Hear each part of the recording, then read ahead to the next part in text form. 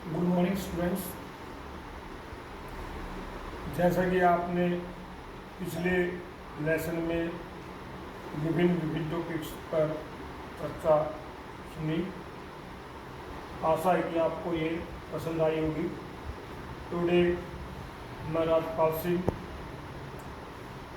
Special teacher government senior secondary school Patel Nagar Hisar, history विषय इतिहास विषय पर लेसन नंबर 11 जन विद्रोह और राज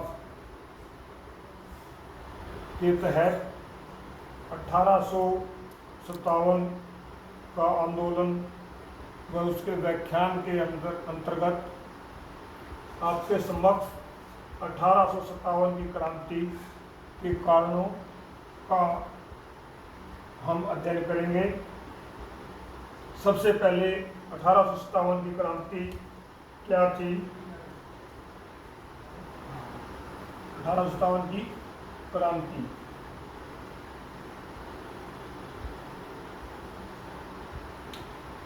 कोई भी क्रांति जो होती है वो दबे हुए विचारों का प्रफुल्लित, उनके दबाव बढ़ जाने से विरोध में, दबे हुए विचारों के व सत्ता के विरोध में क्रांति का, विद्रोह का आगाज होता है। तो जो 1857 का जो समय था, इस क्रांति को 1857 का नाम क्यों दिया गया? क्योंकि जिस समय ये क्रांति हुई उस समय जो तिथि और समय, जो वर्ष जो था 1857 था, और उस वक्त भारत में ब्रिटिश अंग्रेजों का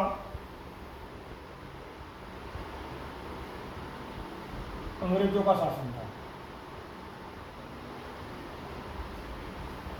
अंग्रेजों का शासन था, मतलब 1857 की क्रांति का मुख्य आधार अंग्रेजों के शासन, क्रिया प्रणाली, कार्य प्रणाली व उनके द्वारा निर्मित नियमों का भारतीय जनता के द्वारा उल्लंघन और विद्रोह व विरोध प्रस्तुत करने की एक विचारधारा थी 1857 की क्रांति।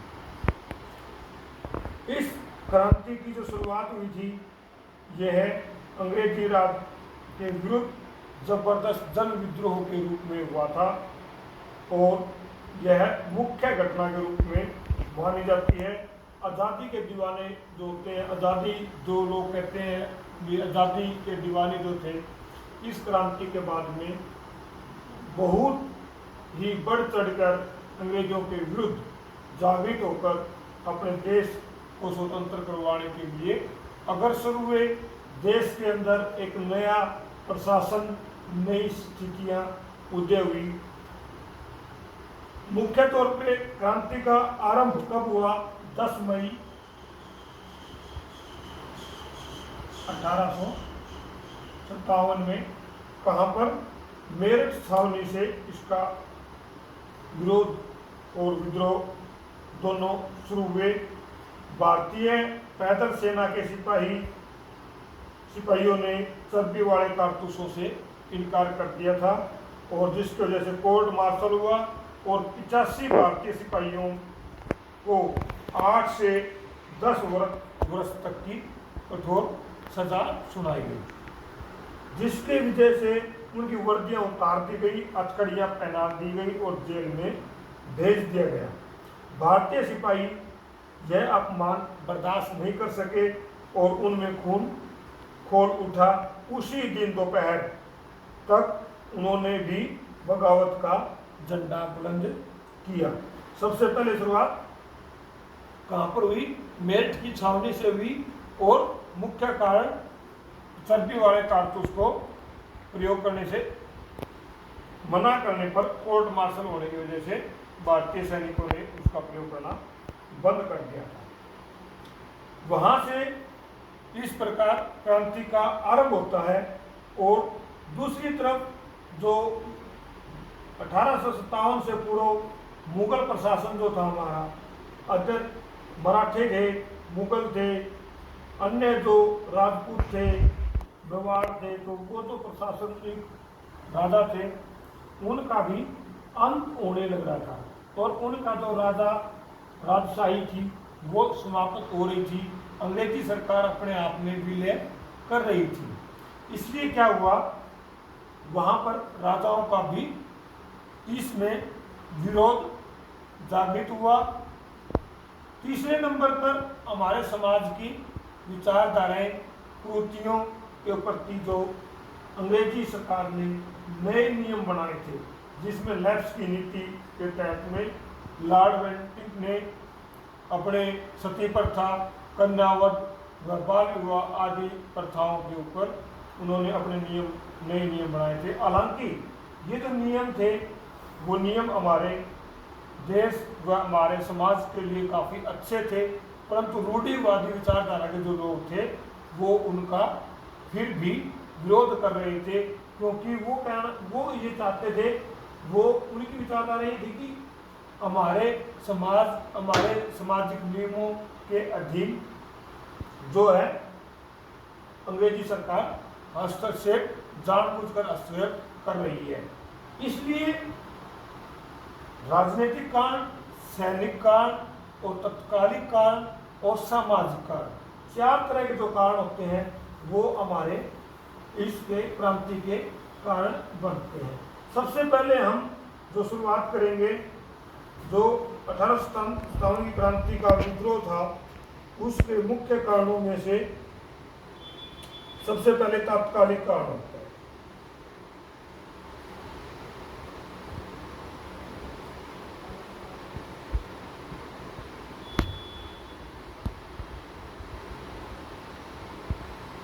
तात्कालिक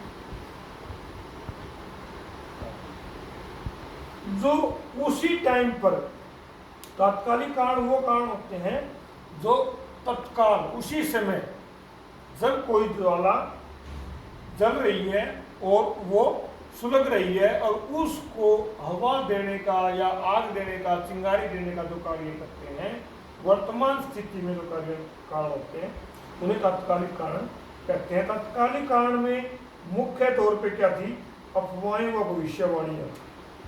अफवाहें थी,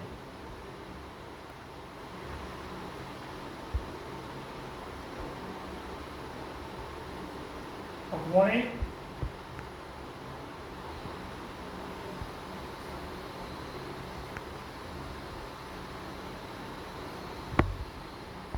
भविष्यवाणी, ये क्या थी, अफवाहें और भविष्यवाणी क्या थी भी। अफवाह तो थी भी जो कारतूस है, चर्बी वाले कारतूस भी, इनमें गाय और सूअर का मांस है, इस तरह की अफवाह थी। और चर्बी वाले कारतूस के ऊपर 1857 में जो अफवाह थी भी, भारतीय सैनिकों को चर्बी वाले कारतूस दिए जाते हैं और इन कारतूसों में दीन धर्म की रक्षा का नुकसान होता है, हम रक्षा करने में बाध्य होते हैं। हिंदुओं के लिए गाय पूजनीय थी और मुसलमानों के लिए, जो मुसलमान जो थे वो सूअर से घृणा करते थे। तो दोनों का एक धार्मिक प्रभाव, मतलब प्रभाव जो था, क्षेत्र था, उसमें ठेस पहुंचाई गई। अन्य अफवाहें क्या थी भी, कारतूसों वाली अफवाह के साथ साथ में कुछ अन्य अफवाहें भी फैल रही थी। उनके आधार पर भविष्यवाणियां की गई थी कि जो इनमें जो आटा है, आटे के अंदर हड्डियों का चूर्ण दिया हुआ है, जो कि अंग्रेजों का एक बड़ा षड्यंत्र देख रहे थे। इस प्रकार हिंदू और मुसलमानों का जो धर्म था वो समाप्त हो रहा था, उसमें अविश्वास पैदा हो रहा था। अफवाहों में विश्वास क्या है कि अफवाहें ये होगी भी, चर्बी वाले कारतूस हो गए, भविष्यवाणियां ये भी हमारे धर्म को समाप्त कर देंगे, हमारे को नष्ट कर देंगे, हमारा राज जो है, हमारा अस्तित्व समाप्त कर देंगे। इस प्रकार मानसिकता जो थी हमारी, भविष्यवाणियों में भी मानसिकता थी कि हम रूढ़िवादी विचारधारा के अंदर कार्य कर रहे थे और उन्हीं विचारधाराओं से हमारा जो है आधुनिकवाद नहीं हुआ था, जिस वजह से हम लोग अफवाहों और भविष्यवाणियों के ऊपर एक बड़ा जन सैलाब इस विद्रोह के अंदर भाग बना और उन्होंने तुरंत कार्य किए। तत्कालिक कारण के बाद में नंबर 2 पे सैनिक कारण आते हैं।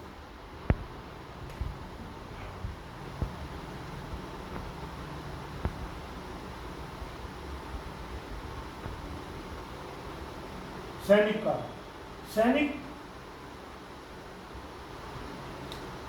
सैनिक कांड 1857 में ब्रिटिश ईस्ट इंडिया कंपनी के अंदर जो कार्य चल रहा था उसमें सैनिकों का जो मुख्य संख्या थी वो भारतीय सैनिकों की थी और भारतीय सैनिकों में मुख्य तौर पे हिंदू और मुस्लिम सैनिक थे।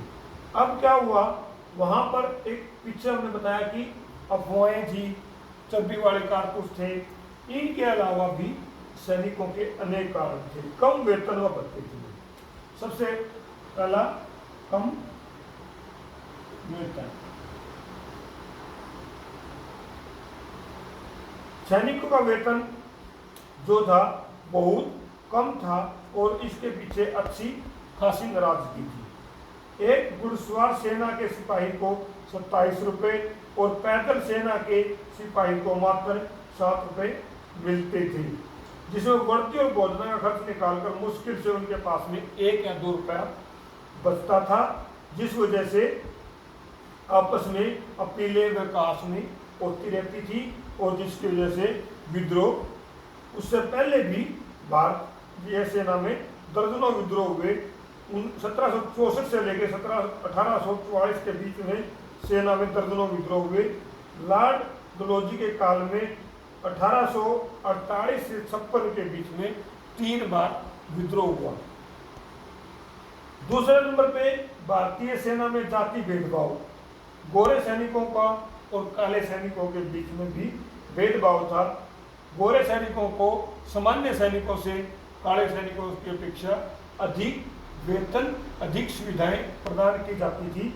इस प्रकार आपस में एक कार्य होते हुए भी उनके वेतन, उनकी योग्यता, उनके अंदर अन्य तरह के भेदभाव रखने के कारण भी आपस में विद्रोह होते रहते थे। धार्मिक भावनाओं पर आघात, जो अंग्रेजी सेना में जो मुख्य रूप से उस जाति के जो सिपाही थे उन्हें धार्मिक मामलों के प्रति बड़े भावुक थे।